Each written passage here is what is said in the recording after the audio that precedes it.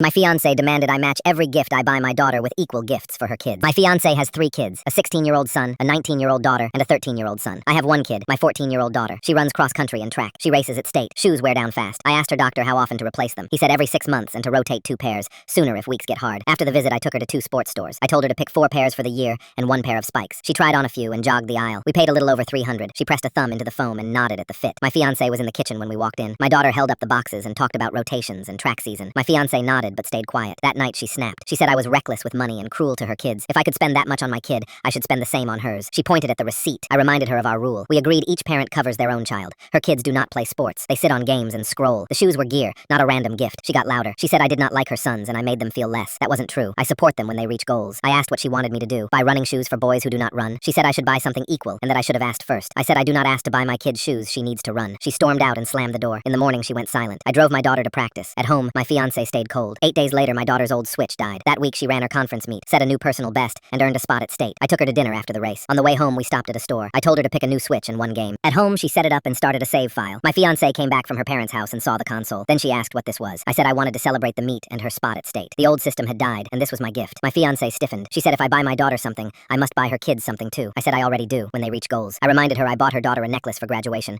and I let both boys pick 2 games when they passed finals. She waved that off. She said I spend more on my kid because I make more money. I told her my income does not change what a fair reward is. The price depends on the need or the goal. Shoes keep my kid healthy. The Switch replaced a dead system after a big win. She accused me again of not liking her sons. I said I have tried with them. I ask about school and get 1 word. I help when they come to me. I care about them and I care about her. But I will not pretend my daughter's gear is optional so we can buy a haul for 3 other kids who did not ask. She called her kids into the room and told them I spent money on mine and not on them. I said we have always kept separate budgets for our kids and I support their wins too. Then my fiancé grabbed her purse and told the boys to pack. They left for her parents' place. The older girl stayed. She said she understood the difference between needs and treats. We cooked and watched a movie. The house felt wide and quiet. Texts from her family called me selfish and said I was punishing her kids. They said I should split every dollar. I put the phone face down and sat with the 1 kid who stayed and the 1 kid who had run hard and smiled over a plate of food. Later, I tried to talk to my fiancé on the phone. She said I had to match every gift and every cost. If I could buy 5 pairs of shoes and a console, I could buy 3 equal things for her kids. I said I will keep buying what my daughter needs and I will keep marking real wins for her kids. She hung up. I sat in the quiet. That night I washed the bowls and listened to the house. My daughter's spikes, clean and bright, hung by their laces on the chair back. I thought about fairness and how it isn't always symmetry. I thought about all 4 kids, about the days they will each chase something or not. I hoped they would all feel seen when it matters. In the morning I sent a message. I'm willing to sit down with everyone and list what counts as a need